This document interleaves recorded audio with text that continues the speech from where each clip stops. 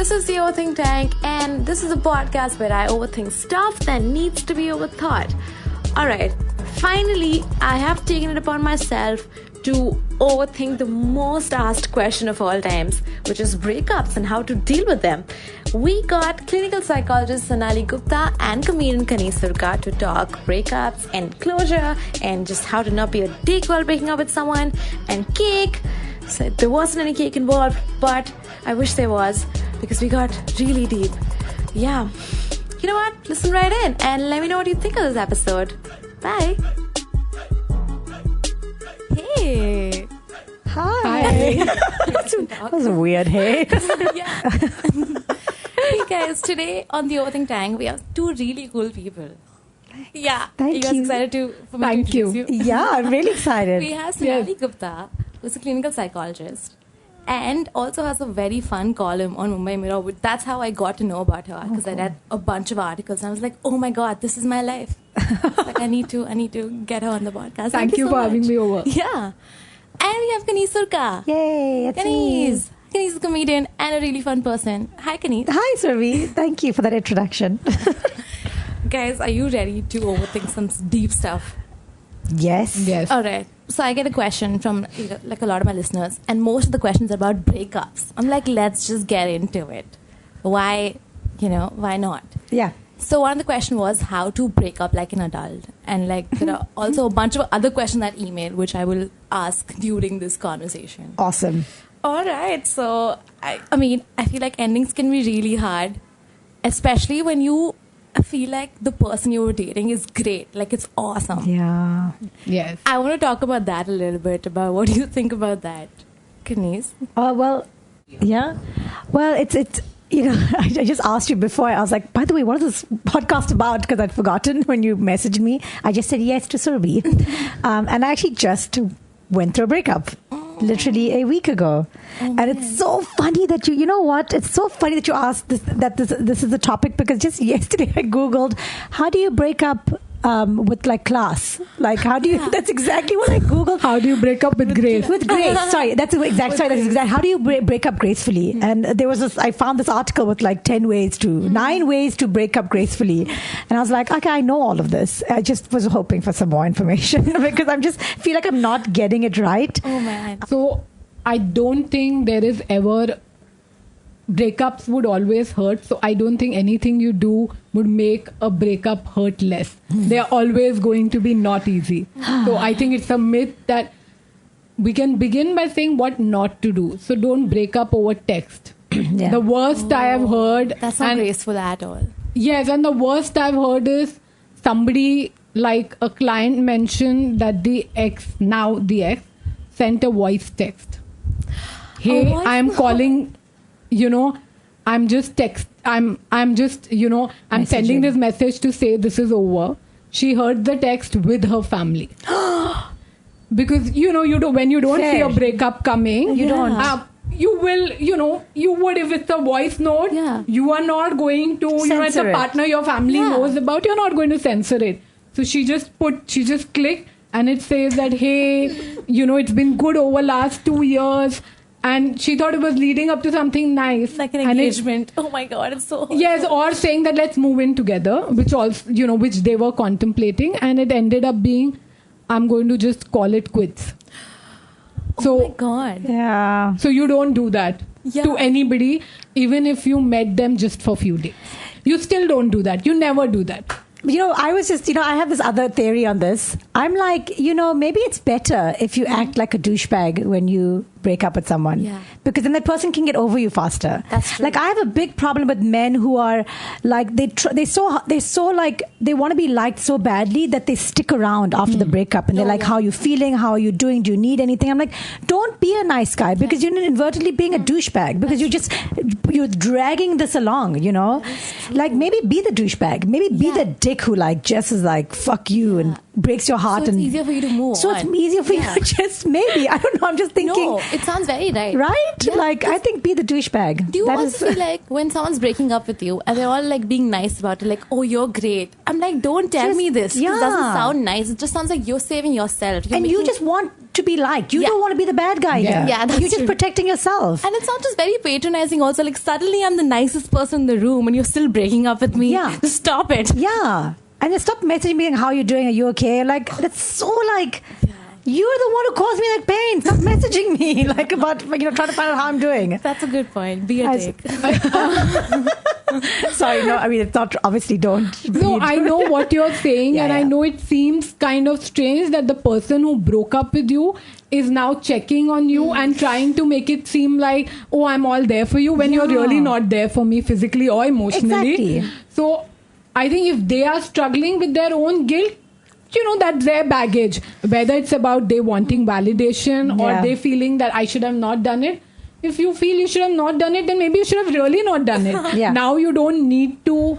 So I think when this happens, maybe whether it's women or men, choose to draw that boundary and say that I know you are, you care for me, it matters to you, but I'm okay if we don't talk about this. I'm okay if that you don't check on me. I'm very uncomfortable. It Okay. reminds me, even every text message when the phone is there, Yes. it's a reminder of that person's name flashing on your phone. Even if you don't Yes. see it, it's like something in me, my heart would beat a little bit more. Exactly. In the hope. It keeps building the hope. So I know what you mean. But even when people have ghosted you or they are on your Insta story, they have not really muted you and they are orbiting you, where Yeah. by orbiting we mean they still check your you can stories. see. They- You you can can see the see. You scene. can see their face on it. Yeah, you can see they've seen every story. You're like, you don't want to stay in touch with me, you don't want to be with me, then why Are are you you checking orbiting? every story of mine? How does it Exactly. matter? And then you think maybe they're putting you on their back burner, which is worse because it keeps you stuck and you never really move on then. Yeah. And also, maybe to be fair, like maybe you don't want to be in a relationship, but you still have feelings for that person, and they're also going through their own Yes. thing. Of Yeah. course, it's not like they just cut their feelings out. Yeah.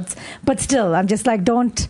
And the thing Don't is, hang it the problem on. with Instagram and social media algorithms is that their face comes up on Yes. everything because you're stalking them and they're stalking you, and so Not it's the just that, worst. your social media also reminds you where you guys were last year.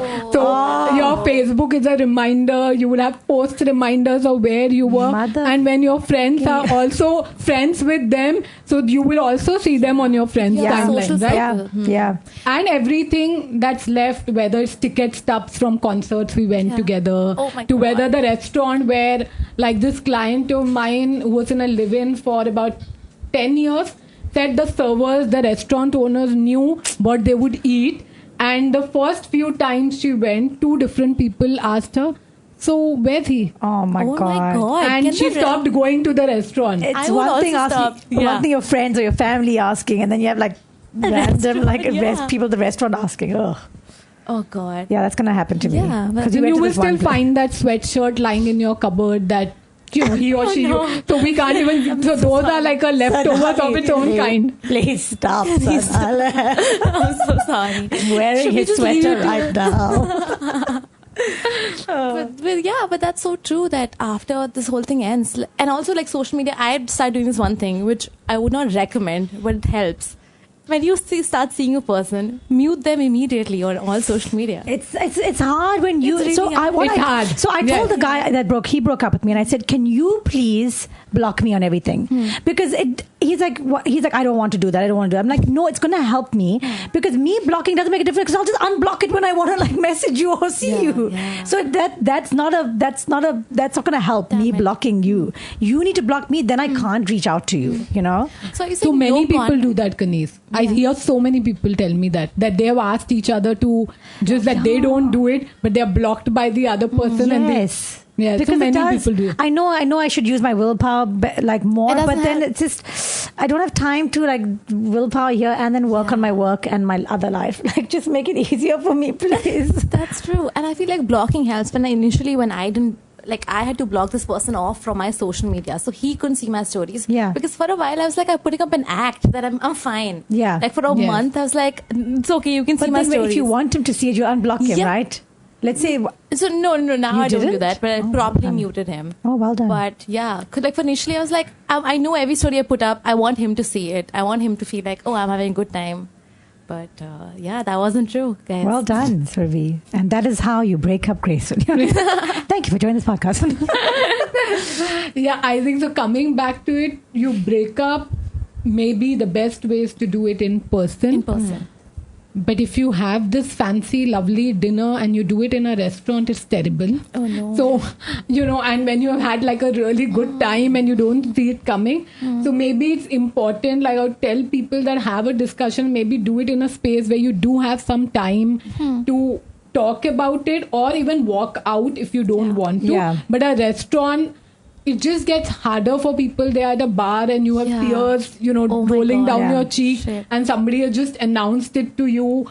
And there are 5 other people who can see you and your verbal or non-verbal reactions. Of course. And I think it's a good thing to say what worked in the relationship, even if it was few dates. What went right. At the same time, to not make it a mudslinging match and say, you did this to me, you did this to me, so I'm breaking up. Yeah. Relationships don't work because both people, even if they are good to each other, they're not good maybe as partners, emotionally, physically, sexually, and it's fine. So choose to maybe be crisp, but allow the other person a chance to speak. Don't announce it on them and leave no scope for conversation. Like this guy who's about 38 once mentioned to me saying, so she told me that she doesn't want the relationship and she said, I'm not interested in talking, so I'm going to leave now. So he was like, okay, I'm okay, we're not having a relationship, but give me a chance at least to say what I want. Yeah. And he says he never got the chance. Oh my That God. was one of his reasons for starting therapy. Oh my God. Well, see what you did now, lady. It's like I recently got broken up with, and I have been struggling. So I've been going to therapy for like 3 years now because I used to handle breakups really bad. Like rejection for me would really send me into a anger spiral, like a really bad, like I would have episodes of anger. Any form of rejection would send me into that spiral, and I've been working on that to kind of overcome that, not get into that episode and manage my anger and the rejection, and it's helped a lot, touch wood. So thank you to therapists everywhere. And thanks for sharing that. Because vulnerability. it's made such a difference for me to understand my anger and understand rejection and why I react the way I do to rejection.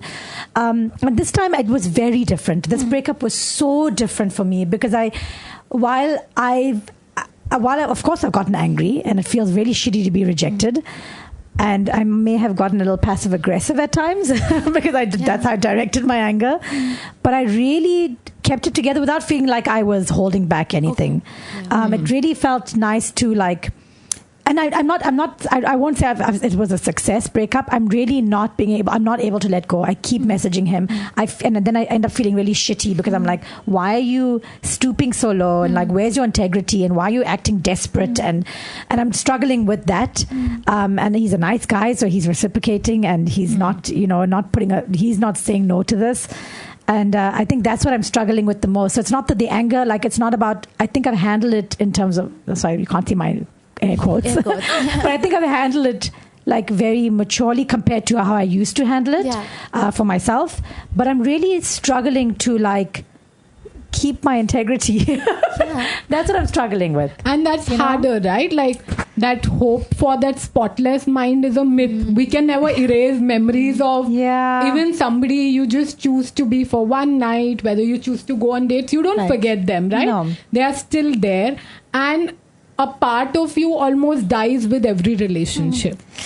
It's almost, it's gone. Yeah. We don't get that part life is back. lived. Oh, man. Yeah, and you're never going to get that part back. And I think the hardest part is, and I think often people, underestimate, your brain reacts to a breakup in the same way like people react to withdrawing from drugs. Oh. And research proves that. Oh. So your brain has the same reaction when you're trying to withdraw, from drugs. So like addiction, when you're trying to, your body will have similar withdrawal symptoms. And research proves that. That makes so much sense. Yeah. So it's very normal when people say that, it's been... So there are clients who have come to therapy after 8 years of a breakup and they're still talking and it's still that fresh. and we have spoken about it sometimes for a year and a half.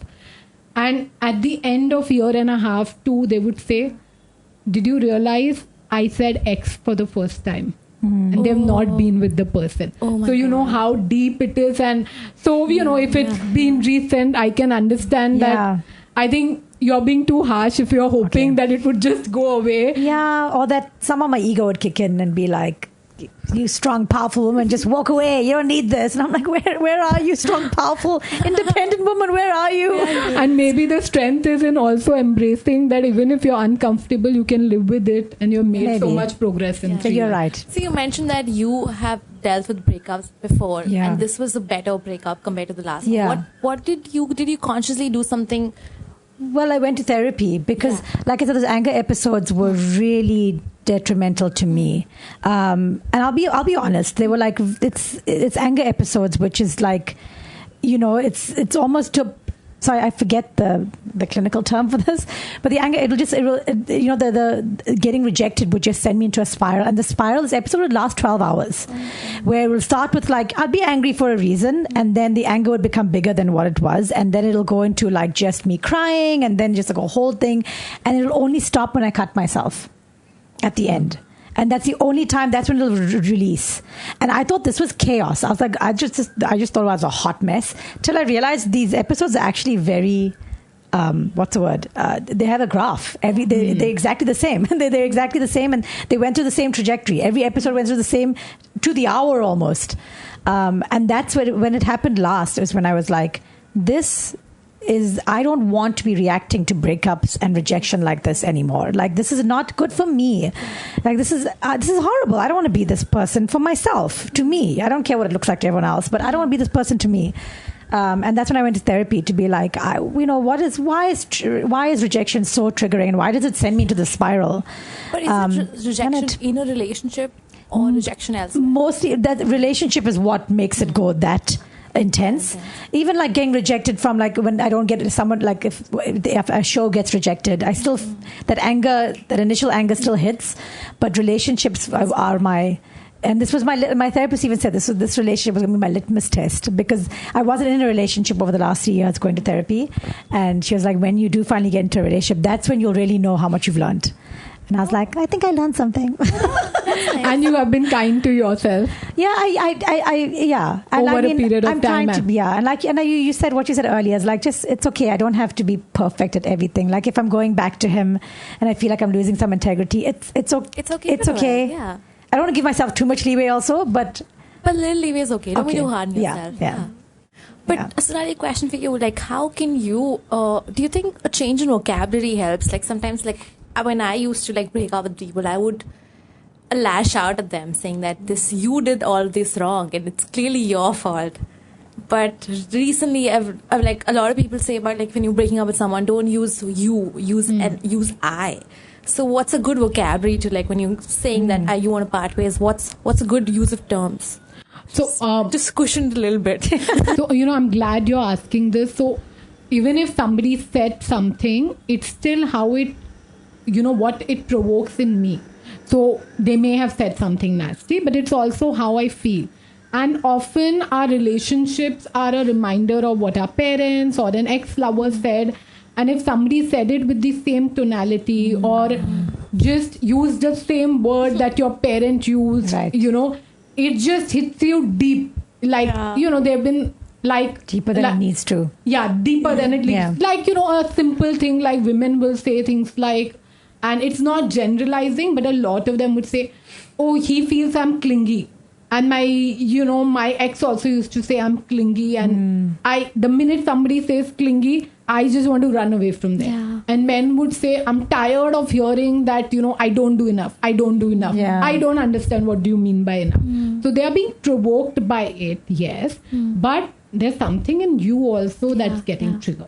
So the use of the language is to also take ownership of also the good parts in a relationship, right? If we have been So I am defining relationship as maybe where you have been with the person more than few days. Yeah. Okay. Right? Yeah, so that makes sense. let me just put that into Yeah. perspective. It's been more than few days. More than few days. Oh, really? I just saw the guy once. Kaneez, that's not really. My bad.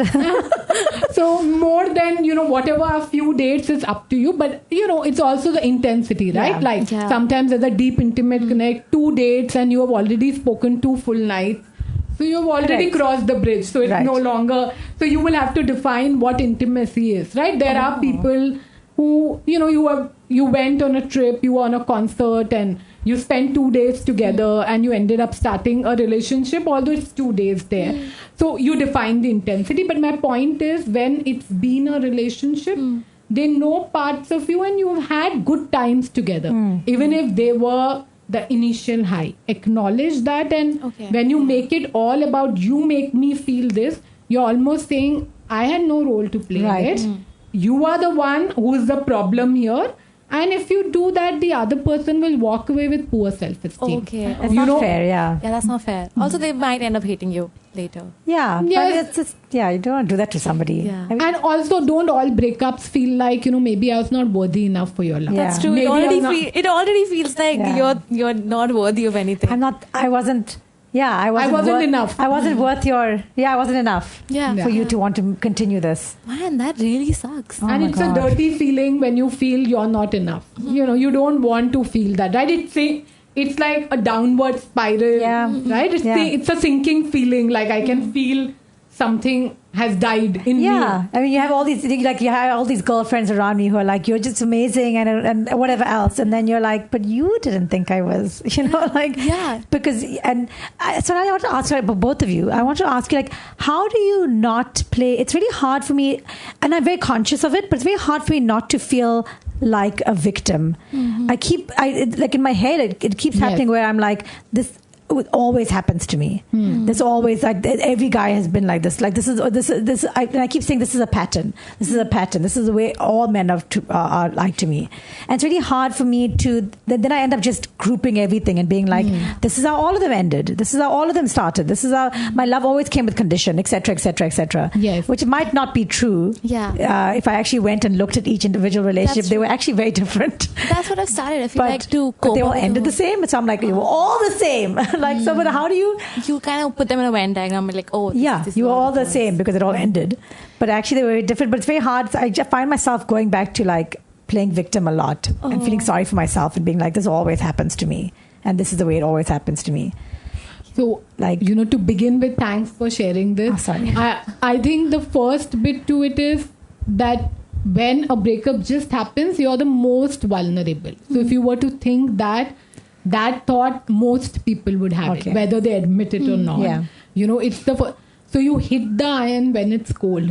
So you deal with the emotion when it has settled down, when you are feeling a little better. Like the Okay. same thing with when people ask what to do with gifts he or she gave me, I'm like, you can wait till the time you have cooled down, or if you're sure you want to tear them, burn them, do it now. Yeah. It's your call. Oh my But God. you can wait. The other is maybe to take into account where their responsibility lies. Often a lot of more women than men would make it all about them. They would internalize it and say, I was not enough, forgetting that every person you date or you are in a relationship with need to also take on that responsibility. The other is to ask yourself, do I date the same kind of people? Yeah. So, if you date, so there are 3 attachment styles. So if you date the kind who's avoidant, they'll be really good up to the chase. They like the chase. Yeah. They like the adrenaline rush.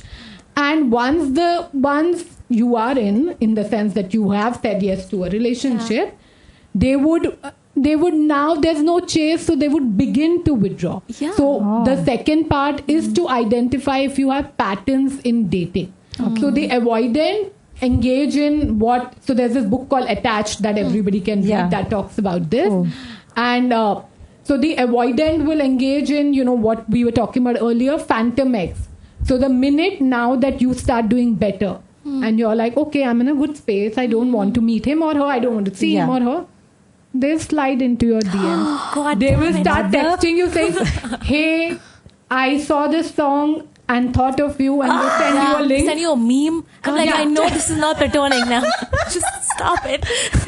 So that's your phantom ex who Okay. wants to be part of your life, because now they're missing the attention and the chase, and they're worried you're forgetting them, you're no longer validating them. Yeah. Ah, those Instagram stories will be good for these guys. Don't mute the avoidance, the phantom exes. So maybe, coming to separating, identifying what their responsibilities, B, also knowing people who do well with breakups eventually are the people who also realize that even if they've ended a certain way, what are their behaviors that need to be changed? What are behaviors that other person did that led to a breakup? So what did the other person? People who take ownership in saying that, okay, maybe a part of whether it's my insensitivity, whether it's my clinginess, and I can change it, often choose to feel less of a victim because they feel they can work on it and they can change parts They of can it. take control of. Yeah, that's having situation. ownership. Ownership. But at the same time, saying there were parts to the relationship which I couldn't acknowledge. Yeah. Also to say, when you start dating at 22, 25, you're not the same by the time you're Yeah. 30. So to acknowledge when you and the other person have drifted apart or have grown differently. Right. That's true. Right. And to answer your question, I feel like I also do this a lot. Where like in the initial days of my breakup, I tell myself, "You're the victim, Surbi. This was not supposed to happen to you." Yeah. Another one of those guys who just like left you. Right. And yeah, so I do that But a lot. it feels nice sometimes. It feels I'll sit nice. there and I'll be like, now I deserve my packet of Yeah. Cheetos, like just Yeah. this massive packet of Or Cheetos. the ice cream. Yeah. Yeah. I was like, I can only do the logic later, like say like a week passes, and then I'm like, it's time for math. Let's Yeah. figure out what went wrong. And I am aware, yeah. right? I am aware that I am playing victim, but it just feels nice It's sometimes. nice. It's And okay. Keep that's it okay. okay. It can be a part of an entire process. Yeah. Yeah. It always feels unfair. Yeah. Yeah. And I think no matter how many, Yeah.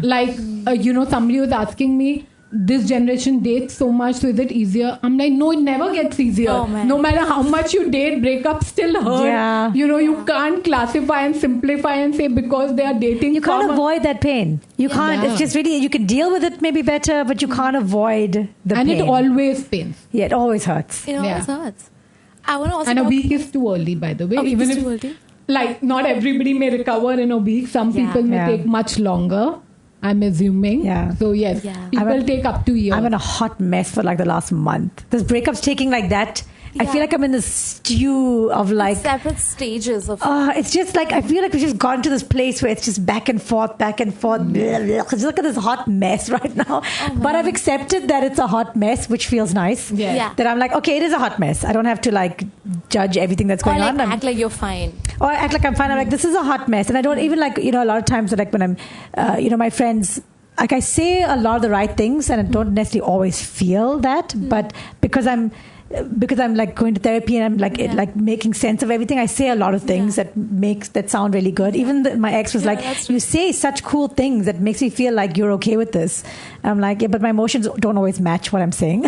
Oh, that is so true. Yeah. That's a good Yeah. point. Because sometimes I come right after therapy, I'm like the most intellectual person. Exactly. I'm like, this exactly happened, and that's. I was like, I really appreciate what we had, and I'll always treasure it. And then 5 minutes later, I'm like, you fucking asshole! Why did you learn that? Yeah. Everyone's like, wow, we kept it together for 1 minute. I think it takes way too long for the intellectual and the emotional insight to come together. Yeah. So when clients say, oh, I have it all in my head, today I understood. Yeah. I'm like, okay, please don't leave the session thinking it's all fine. I never need therapy again. Thank you so much. Goodbye.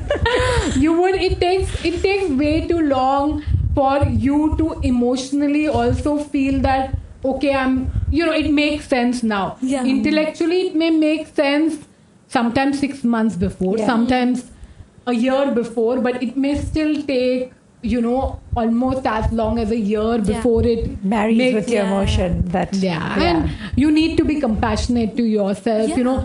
You can't snap out of it no matter what others say. People who can do it, good for them, but not most people can't do it. You know what? I've realized that breaking up with someone, like when I recently broke up, I've also realized who are my friends. because when I broke up, I needed a lot of attention from other people. I need to like surround myself with people, and I realized some people are just not good with like how to like, you know, like they're not good to be around when you've just recently come out of a relationship. They're just like, In what way? they don't address it, or they're like, it's okay, you'll move on. They don't let you be sad. You feel they trivialize Yeah, it. they feel like, I feel like they're trivializing. They're like, it's just a breakup, move on. And then I found good friends who were very like accommodating of how I feel. And breaking up with a person helped me to find good friends also. Like, oh, these are some people I want to stick around with. You know, the thing with breakups, like I always say, they're so like, sometimes I look at it like objectively or whatever. I get moments, I'm like, this is so dumb. Like, it's actually really, like, I get the pain and I'm going through it, but I'm like, this is also really dumb because I know like in a year's time I'm going to be absolutely fine. You know what I'm saying? Yes. Like, I know I will, and I'll look back and I'll be like, oh, not that I'll look back and be like, I can't believe I dated him, but I'll be like, I'll see him and I'll be like, yeah, I dated you, and I know, because I've been through many breakups, I know I'm always end up fine. Yeah, there's like a every spot, single time. So I'm like, this is so dumb. Why am I going through this? It's so dumb. Because I know I'm going to be absolutely fine, like maybe months from now, That's you know, true. or a year from now, whatever. Why do we do that a lot? Because the part of the brain responsible for romantic love is right next to the part for hunger and thirst. So it's a basic need. There's a science. It's a science. Oh, okay. And it's, you know, it's right. So it's a basic need. So love is never going out of the window. And when it's not in the moment, it has not worked, you are left with a lot of emptiness, right? Yeah. You know, that phone call never comes at that time. That text has not come. Your phone, nobody has texted you. You've had a good performance. You're coming back. You want to text them saying had a good show. You have come back, you know, you sometimes get up in the morning and you feel like eating something and you can just text, you know, somebody you're dating and saying, let's do this now. And of course, you know, also the element of you physically miss the touch. You miss having that comfort. So it's a mixed bag. And yes, human beings are far resilient. Everybody, you know, it hurts a little less. But do we forget? No, we don't. And it's okay if it hurts. You know, you will still move through it. Easier, because otherwise you would have. And so we like, just to answer your friend, like your friends, like that's, I was just like, sometimes like when I'm in a good place and I'm not in a relationship, when my friends are like, I'm going through heartbreak, like I forget the pain I went through and I see it again objectively. I'm like, this is dumb, you know, like it's okay, you'll get over, you'll be fine. Why don't like do this drama? You'll be fine. So like just maybe remind your friends that, you know, like you've been through heartbreak, you remember what it was like. I know it seems like what I'm going through is dumb, but it's hurting me right now. So just be there for me. Yeah, just remind them sometimes. It's not like they're bad friends. It's just they've forgotten the pain. Man, okay. You know? Yeah, I think that's beautifully put, because they may some people are also very conscious that if they ask you, they may trigger something. Also, some people do this thing where like they ask you, how long were you together for? And if I say 6 months, they feel like, oh, that's easy, you just move on. I'm like, what if it was the whirlwind of a romance? And then tell them and be like, you know, it was a very intense 6 months and this is what I'm feeling. Like, please don't diminish my feelings right now. Like, just be there for me, or you don't even have to say anything. Just be here. I tend to repeat myself a lot, because if I'm going through the whole discovery phase, I'm like, oh, I know I broke up and I realized this, and I know that I'm repeating myself a lot with the same friend. I know. I'll feel guilt of like telling my problems to this friend. I'm like, oh, another day and I'm still talking about the same thing. It's okay. Let them know that when they go through it, they can repeat it as many times to you. Yeah. And maybe you can just, if you're feeling guilty, you can check with them if they're open to listening to it. Yeah, that's true. You know, you can do that. But the retelling of it is also where your healing lies, right? Yeah. That's what people do in therapy. They would say, by now you know what I'm going to say. We have discussed this over and over again. I'm like, yes, but that's why you come here and, you know. True. Basically, just go to Sonali, guys, all right? Just find a therapist and go repeat it to them. People do well still, you know, even without therapy, whether it's journaling, whether it's creatively like a good show, people being able to put all their energy into comedy. We write a lot about our experiences in our sets, you know. Good, you know, writing a good script gives like artist touch high adrenaline, you know, that the adrenaline rush. A good show, somebody who paints, somebody who goes for a run, you know. I recently wrote a script about my marriage and my divorce, because I was married and divorced. And I wrote a script about it recently, and like we wrote the whole first season, the whole story. I cannot tell you, no one picked it up, no one bought it, but it was so therapeutic to be like, I went back to like like chats we used to have on GChat back in the day, and I found information and things about myself, and it was just such a therapeutic experience to write this whole story about my marriage up until the divorce. And I kept it quite true to the actual events, and it was, my God, like it was magic therapy. I can imagine it also must have felt how much you have grown ever since. Yes. Right? What a journey it has been over the years. Like, I was a child. I was 24 when I got married. I was a child. Like, so should I say something? Yes, the human please. brain, the rational part of the brain develops at 25, 26. oh my God. Well, there we go. I just missed the mark. No, just. It develops fully only at 25, 26. hilarious. Till that part, the rational part is not developed. Well, I got divorced at 27, so that's where the rational part kicked in. I was like, get out of here, woman. So recent US-based research, India, we barely have statistics, says the people you're going to date around the time you're 30 or higher than 30, those relationships, newer research says, are sometimes more likely to last, because what you are at 30, mid-30s, you may be more like at 50, but what you were at 23, 24, 25, you may not be that. And all of us can identify with it, right? You're no longer the same person that I was at 23. Of course. It seems like a person seems like another person. Yeah, it was another very timid version of myself. Sorry. You try to find yourself like around 25. You're like, oh, okay, this is me now. This is probably I need to work on this. Yeah. So, I was wondering what are your thoughts on closure? Because I remember reaching out to a lot of my friends about this, and again, they were very mixed, like a very mixed bag of emotions. At one point, I thought maybe I should confront my ex about, hey, I didn't like the way we ended, and I want to talk to you. And then we almost set up a meeting, but thankfully, I was like, no, I can't meet you. Something came up, but I realized that I wanted him to be sorry for breaking up with me. That's what I was looking for. I wanted him to meet him, and I wanted him to see him breaking down in tears, be like, I'm so sorry I've left you. You deserve you can't have me back now. Goodbye. Waiter, check. So I feel like closure. What's your idea of closure? What is this closure myth? Or if it is a myth or if it's real, I don't know. So research says that the trouble with closure is that we externalize the process. We think that closure lies outside of us. In therapy, what I work with clients is to tell them that it's subjective, personal, and no matter what the other person says, it's never enough. So it's a lot of researchers, like Pauline Boss, she says you have worked around unambiguous loss, where you sometimes can't even go back to somebody. Like when it's a death, when it's an accident, or when somebody has just disappeared, you don't know what has happened. She says, it's a myth that strays us. We don't really need closure. All we can work through is some meaning making and some acceptance, which comes with time. Acceptance. At the same time, even if you go back to an ex and you speak to them, or you send them, let's say, a text message and say that, hey, let's meet, I would want to talk.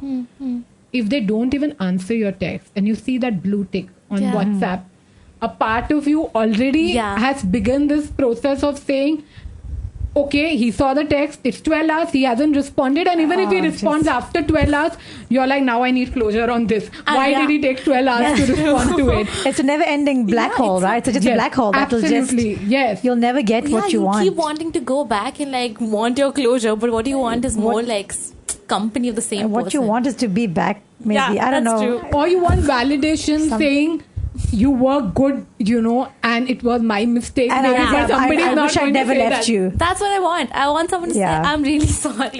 You are great. I'm going to be single my entire life. Yeah, because of you. I'll never meet someone like you. And I've messed up my whole life. And my whole life is ruined.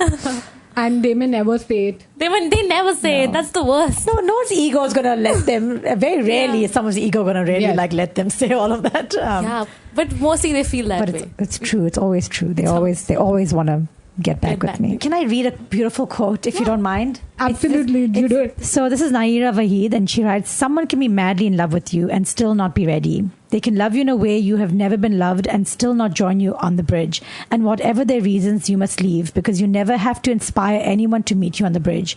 You never ever have to convince someone to do the work to be ready. There is more extraordinary love, more love that you have ever seen out there in the wide and wild universe. And there is a love that will be ready.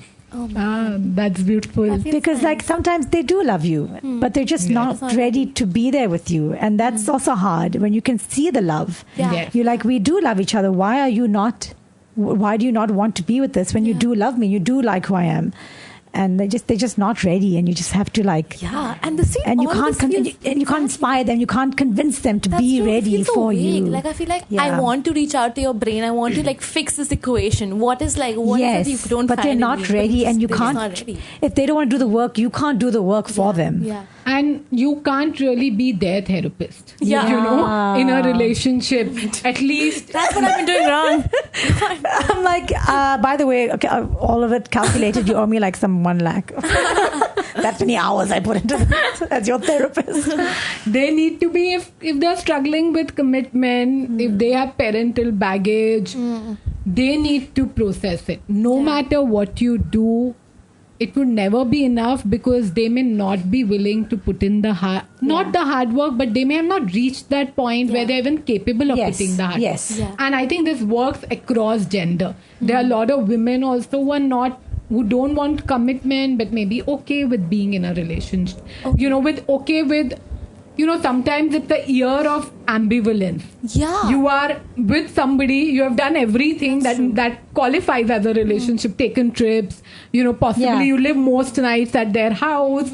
But when somebody asks, are you in a relationship? Both people don't know what to say. Yeah. So, so even for women, they may not want to commit, because it may seem now there is no easy exit to it. Both ways. So I think both genders struggle with it. Do you feel like it's because when you've just broken up with someone, you get anxious to form newer relationships? So you're just like, let's not call it anything, but we will hang out? Of course, after a relationship, but a lot of people in general, even with the first relationship may not want to just commit. There are some people who always struggle with commitment. They're okay doing everything else. They'll say, I don't need the label. Let's not put a label. Let's see where it goes. But if it's been 3 months, 6 months, and you don't know what your responsibilities and role in that relationship are, it leaves it saying, okay, can I meet other people? Can I not? Are you meeting other people? What's happening there? So people need to even define, what does lack of a label mean for both people? Right. Yeah. That's also a lack of a label is also a label essentially. So you have to have rules to lack of label. Absolutely. Because if one person is not okay with the lack of label and the other person is more okay with that, so you need to like come at a middle ground and say what can you expect and what can you not expect. No, having no label is also a label. The label is we have no label. So you need rules for that as well, right? Because you can't stop being kind to each other just because you like don't have a label. You can't be like, I'm since we're not doing anything, I can miss your calls. So then you need to set rules like, are we allowed to see other people? Is exclusive? Is it not? Do we do trips together? Do we not? Do we meet family? Whatever. Like then you set a whole bunch of rules. Yeah. It's not conventional rules, but it is a set of rules. So a client, once asked me saying like a week, it was just a week and maybe one of those whirlwind, and they felt like romances. They felt they were speaking every day. They had been to each other's favorite place, been at each other's houses, everything. Said, I still asked him yesterday, can you be my speed dial? Can you be my emergency number? We laughed out loud that session, but I was like, yeah, that's a valid thing. Yeah. And she said, I don't know, that was almost a way of figuring out where am I. Yeah, it is like, it's like what are we? Yeah, can I leave my toothbrush at your house? Yeah, absolutely. Are we there yet? Why is the toothbrush so symbolic? Yeah. I don't know, just the toothbrush that's really symbolic. When I first started dating this guy one day, I was like, come over and bring your toothbrush. He's like, bring my toothbrush. I was like, oh my God, why are you freaking out? Like, it's just because it's just hygiene. I'm only asking you to bring it for hygiene reasons. Nothing else. Just like the smaller shampoo bottle is a sign that you're not ready. Yeah. That smaller shampoo bottle that lies in somebody's washroom because you're not ready to take it all the way. So I often joke with clients saying, has the sachet moved to a bottle? How, have we moved? Where are we? That is so funny. Toiletries will symbolize your where you are in your relationship. Suddenly your hair ties at the house. Yeah, it's getting intense. Yeah. The 2 hair ties. I left underwear and a bra, like a set of underwear and bra, because that means I can spend the night and have and that was like... That was... And that means you're coming back for sure. I'm coming back for sure. And it's like an intimate clothing item, and it's very like... It's almost marking your territory. It was totally me marking my territory. I was like, it's either me peeing on your bed or leaving my underwear, you choose. But I'm marking my territory one way or another. And that's self-preservation too. Yeah. In relationships, all of us do it. So do you, again, just to close this whole closure thing. I need closure. So we really need answers, guys. I need closure on this. You're not going to get it even in this podcast. It's not going to happen. But does it do more harm than good? So it depends. How do you define? I need one answer. You sound like my boyfriend, Sonali. Just give me a clear answer. So there is no answer, and it depends how you define closure. Because even people who move cities, move countries, will still say nothing has really moved, because I am still thinking about him or her. You hear this music track and everything is back again. You eat that, those tacos, and they are a reminder of, he and she, you eating it together. So it depends on how do you define your closure. But over periods of time, people begin to find closure in different ways. Like some people will keep something from a relationship and will say it's a reminder that I'm capable of loving someone so deeply. Yeah. And, sometimes you will throw it away saying that now I'm ready to let it go and to move on, there. So that closure is very, very personal there, and it really... But does that mean you'll forget the person? Does that mean that you will not think of them? No, you would think of them. Yeah. And in the world we live in, with social media, it's impossible to forget people, right? With anyone you loved, or even your dates that you swiped, your paths will still intersect. Yeah. At the end of it. I think that's at the end of the day, like even if you go meet that person and they say, I can't live without you, like it's not going to be enough because they're not with you. They're not with you. Like that's the end. At the end, like what you want is for them to be with you, and if they're not with you, and that's what it is. That's true. No, but I think the closure thing is right. It's just be careful when you go meet that person, because they might not tell you what you want to hear and you might just come back feeling more. You might hurt yourself more. It's a slippery slope. And if you're prepared, just be aware of that as much as possible, and just don't go with expectations. Yeah. And it's a personal journey. Yeah. You need to deal with it on your own. The other person can never give you closure. Do you think cutting off communication helps, like no contact? Because also there's this app. Have you heard? There's this app called the Breakup app. Which what? Yeah, there are other apps also. Yeah, so they stop you from messaging that person? No, they give you reminders of what you should do on a daily basis to deal with your breakup. Wow, I've used that app. That's helpful. There are a lot of those. Like a writing thing where if you're feeling something, you write it down instead of texting that person. So there's an app called Breakup Boss. I should use that. So if you want to text your ex, it says text your ex, but it doesn't go to that person. It goes to your. Because it's literally like, hey, guess what? I had 3 eggs instead of 2. Yeah. So a lot of these apps, there's also, I think, a US-based app called Mend. I'm not sure if we have it here, but it will tell you things that you're already feeling. So you just feel, I'm good. I'm feeling what the app says. That's awesome. So I'm not off track, right? Yeah. Because when you have a breakup, the trouble with closure you're and the breakup, only one going through it. I'm the only one, I'm the only one, do like clients will say, do other people, still cry for 1 year after? I'm like, yeah, you really feel like you're like this. Yeah, you feel like you're solid. It's a lonely process, yeah, it is right? a lonely process. A breakup is such a lonely process. Unless someone else is going through the very, very, very, very similar thing, and that's not always the case, right? People go different times. And no two breakups are ever similar. Yeah, even if you have been ghosted, they are never. Even if somebody abandoned you in a real sense, it's never really the similar. Same. Yeah. Yes.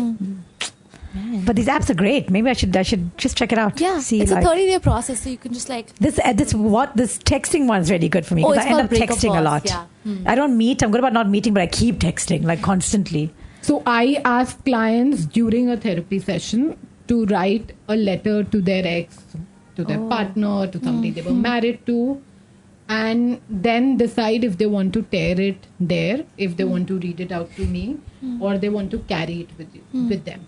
So I worked with this client 12 years back, and on a table like this, she wrote this for an hour. She wrote the letter, but the letter was written with a lot of rage. My table had marks. Are you serious? Because it was written with a rage that, and I've told this to this person and we can laugh about it now, but that rage was so much the table has marks and they have not gone. And I worked at that place for still 8-9 years and they were still there because the rage, the tears kept flowing and the pen just kept like hitting on that table again and again. Funny. And at the end of it, the letter was torn into, and I would not read. I would say, okay, use any language, use any kind of words. Just think that nobody is going to read it. And a lot of people just find it healing because they say they've written everything. Or even if they email, even if they write an email, I tell them don't send it. Yeah. Okay, don't send it. Yeah. Don't send it. You could, but the danger there is that sometimes by mistake you can do it. That's why I often tell people, write it and then tear it and then burn it. Just don't put the email address there. Yeah, don't put the email address. Just type it and then... Or write it in your notes. Yeah, right? yeah. And you never end up. And writing really helps. Okay. But it's personal there because sometimes you just want to send random things, And that's the thing. That's the thing, yeah. Like, I had one extra piece of pizza today. yeah, or No one cares. or you bumped into the person who introduced you to. Yeah, something. It's like a random piece of information. It's not like how you made me feel and how I remember this one. It's very dumb things like... Like, you like your coffee this way. Yeah, exactly. I'm like, oh man, there's no milk in the house. Why is everything food related? I think I'm hungry. I was like, why am I talking about food? But yeah, sometimes it's just really small little things that you want to like just... That's true. And again, I didn't know that writing would help me so much, but my That's dad cool. also asked me to like write my feelings down. And again, in that moment, I didn't realize that it helped me. But later, a week later, I read that letter again. I was like, oh my God, I was so like, I was really pouring my heart out and I feel this. So the thing about writing is that any kind of trauma or grief, and all breakups are grief of its own kind, even with short-term relationship. I think it's a myth when people say it's short-term and it shouldn't hurt. Even if it's short-term, the intensity you can't measure about what's short-term, right? Short-term can be massively deep and it can be massively validating in various It's like going ways. on 10 one-hour dates or like having a night together for 10 hours. Like it's one night, but whatever. Yes. Or a partner you had good sexual intimacy and they were so kind and gentle and you just felt that you could be yourself. Yeah. That also when it ends, it feels like, no, it was, just a one night, but you would want it to last. So even with those, when you write the trauma and grief, they are stored in your physical body. So all memories are housed in a physical body at the end of it. So when we choose to write, we are externalizing them in ways where it's in our control. So you are getting it out of your system. That's why, with a breakup, the reactions are in the body. So it's very common for clients to say, my heart actually pains. Like I would have, physical pain. There is physical pain. The pang is a physical pang. Yeah, I feel like it is heartache. It's actual. Yeah, so they would say there's a chest pain. Yeah. And it's real. And my chest closes up and I find it hard to breathe sometimes. Like it's an actual physical reaction. Physiological reaction that I have. God. And that's why trauma is housed in the body. And when you write it and you are in control, nobody else is seeing it. You're writing the way you are feeling.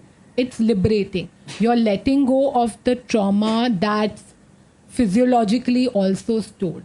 All our trauma is physiologically stored. And breakups are, based on how they happen, relationship ending, they are trauma stored in the physical body. That's why also you want to binge eat sometimes after a breakup. Like Cheetos. You just want to have that ice cream. You want to be on that couch and just keep like that popcorn and just keep having it. Yeah. Yeah.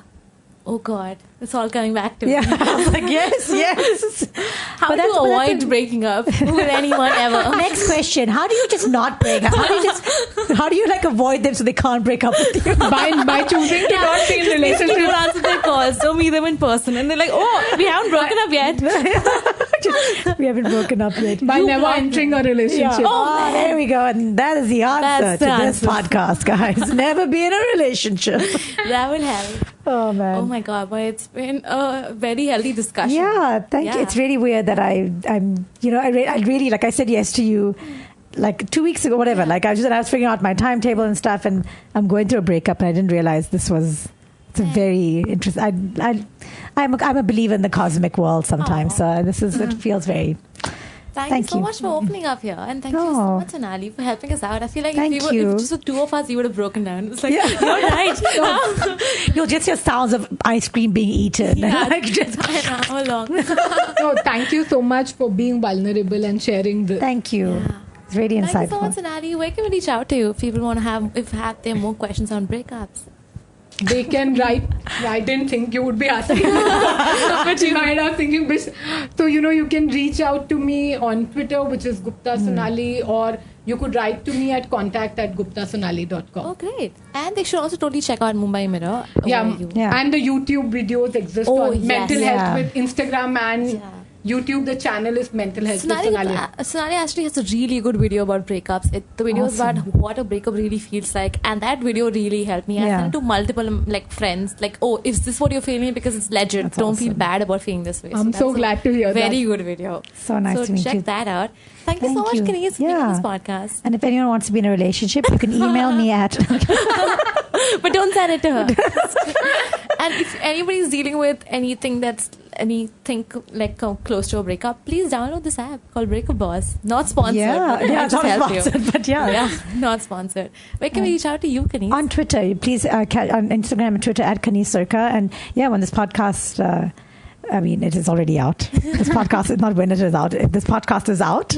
Please, let's tweet about some of the stuff that we're all going through and share some experiences. It's helpful. It feels less lonely. Exactly. Yeah, let's do that. And everyone do needs that. to hear that. That's true. Yeah. Thank you so much for being on the Overthink Tank. Thank you, Survi. Yeah. Thank you so much, Surbi. Thank you. If you guys enjoy this podcast, don't forget to review it on Stitcher.com. And that really helps the discoverability of the podcast. And all the good stuff. Bye. Bye. Thank you. Hey, thank you so much for listening to another episode of the Overthink Tank. Guys, this was the 10th episode of season 2. It's unbelievable. Thank you so much for your support. Please don't stop sending in your questions. We love overthinking the questions that you have for us. So send them right in. We are at theoverthinkpod@gmail.com, theoverthinkpod, POD, @gmail.com. And we'll see you next Thursday. Bye.